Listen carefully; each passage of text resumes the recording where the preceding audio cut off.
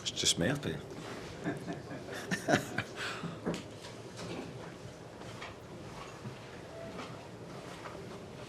Cheers. Yeah, we'll start with you, Luke. Do I take that? Yeah. Don't need a translator for this one, Eddie. Go on.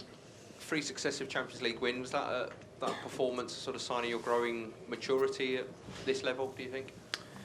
Yeah, I think they're all very, very difficult games, and I think today we navigated that one really well, especially after the weekend. It was important. We responded mentally, and our psychology was really good, and I thought we were in a good place today in that respect. I think it was our best performance, but it was good enough, and as you say, 3 wins in a row, some strong performances at home, and we're in a good position. Can we just talk about Dan Burns' header as well? Haven't seen many better at this stadium. No, it was an incredible header from Dan. I mean, I'd like to see it again to see actually how far out he was. I mean, I was right behind it, I had a great view. It looked in from the minute he struck it, and it was a well-worked routine, so well done to everyone involved in that. And similar feeling for me for the cup final in a sense that it's a strong header from distance and it's had the power and the direction to go in, so a brilliant moment for him. Thank you. We've got Damien down the front here, please, and then along to George.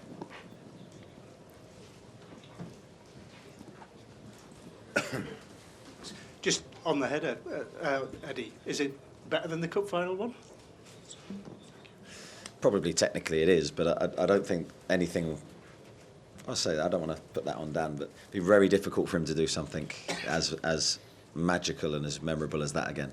But that, in terms of a technical header, that was an incredible finish. It was a really well-worked routine, as I say, a really good ball in. We need to score more from set plays. Hopefully that's a really positive start for us. Last year, 11 points was enough to get into the top 24. You've got 9 now. Does that give you a platform to go and attack these next 2 away games? Yeah, I mean, I think when you look at the fixtures, we're always aware that these home games are really important for us, and that puts sort of an added pressure on us. Now we go away from home, and of course we've had our troubles in the Premier League away from home, but we look forward to these games. I think they're an amazing thing, and Marseille will be really great experience for everybody, a tough ground to go to. We're looking forward to that. Certainly better going there with 9 points behind us. George. Hi, Eddie. How kind of frustrating is it for you that yesterday and at the weekend we're sort of picking over a really poor performance, and then tonight we're picking over a really good performance? Yeah, I think it's you know, I think when you go back and look at our time, we've been pretty consistent through the seasons. Of course, you have dips throughout it. We want to make sure that we don't become that team that's yo-yoing in terms of attitude or intensity or delivery of performances. We really want that identity to be clear in how we play, regardless of where we play. And I know the players are frustrated as well, so I don't think it's from a lack of effort. I think the effort and the will to do well is there. Now we have to harness that and use the pain from West Ham for our next Premier League game, and I think it's another opportunity for us to come out of that spell. When I was a kid, which was a long time ago, there was a concept that teams could be cup teams, that clubs could be a cup team. Is that something that you would not want your team to be recognised for? No, we don't want to become sort of associated with that tag, because I don't think it's a healthy one for us.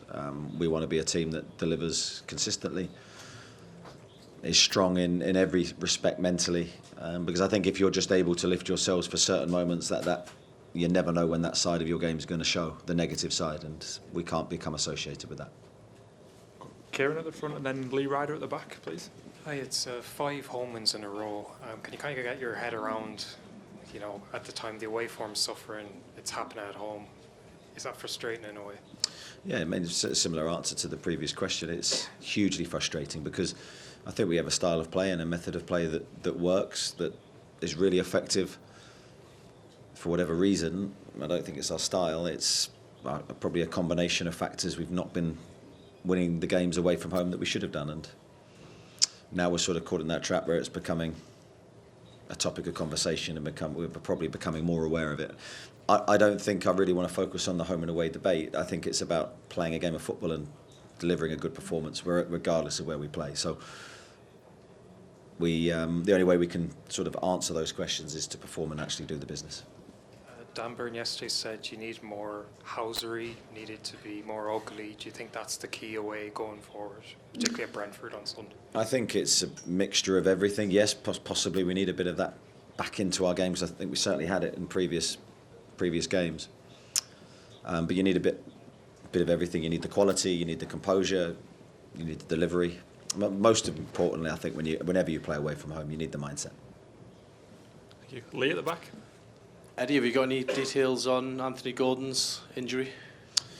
No, I've not spoke to him, and I haven't really had a full rundown from the medical team. It seems like sort of reoccurrence of his hip injury that it's been plaguing him in recent weeks.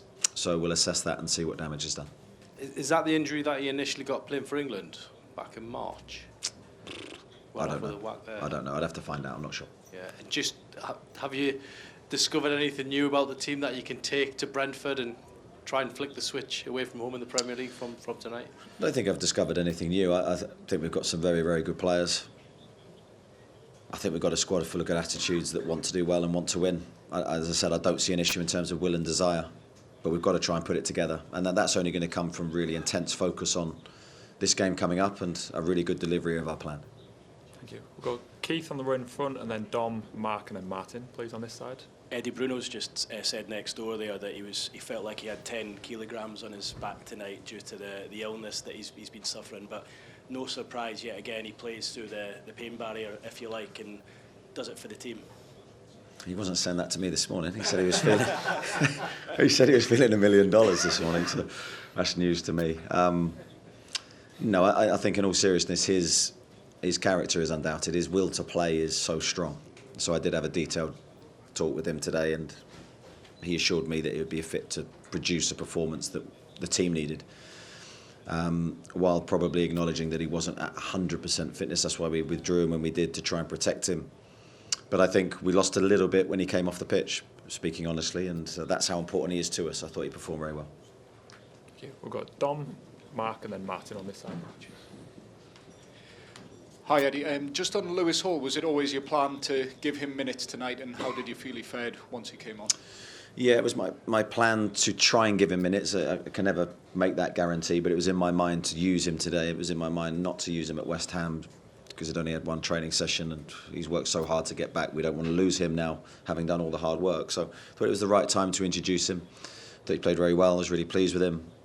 We still have to have a level of caution to how much he can play at the moment, but positive steps for him, and trying to find his rhythm again and all the pitch dimensions and the geography that he needs to produce his best performances. And what exactly happened with William Asula? Because he arrived, team news announced, and then all of a sudden he's ruled out.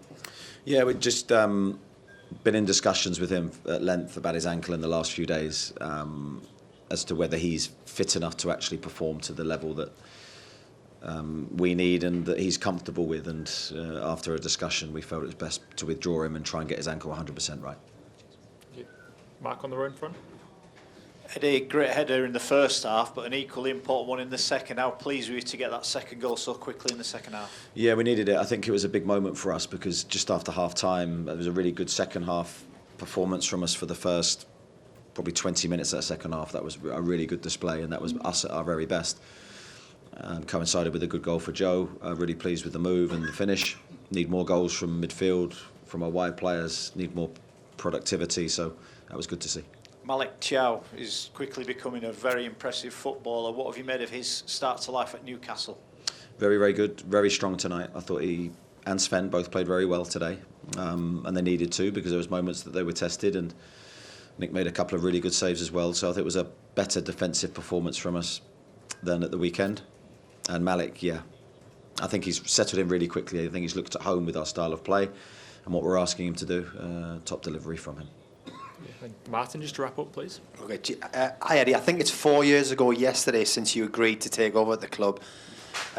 Could you have foreseen 4 years on being on the same points in the Champions League as Real Madrid, PSG and Liverpool?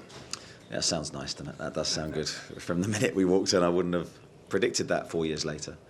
Probably wouldn't have predicted that I'd still been sat in the seat 4 years later, as much as I'd have hoped that I would be. With the volatility in the game, there's no guarantee to anything. So very, very proud to still be in this position and to be managing the team going forward. But there is a flip side of that. Obviously, we've got work to do in the Premier League, and we're well aware that we've got a big task ahead of us. And last one, how great is the will from you and your staff to get into the knockout stage of the Champions League for the first time? Yeah, it's a big prize for us, and our eyes are very much on it. And I want the players to be feeling the same. You know, we said at the start of the Champions League campaign we didn't want to have that feeling. We were just pleased to be in the competition. It's serious. We want to progress. We've put ourselves in a stronger position now to do that after the first defeat, but there's still many challenges ahead. Thank you very much, everyone. Thank you. Thank you. Nice to see you all. Cheers, Eddie. Thanks.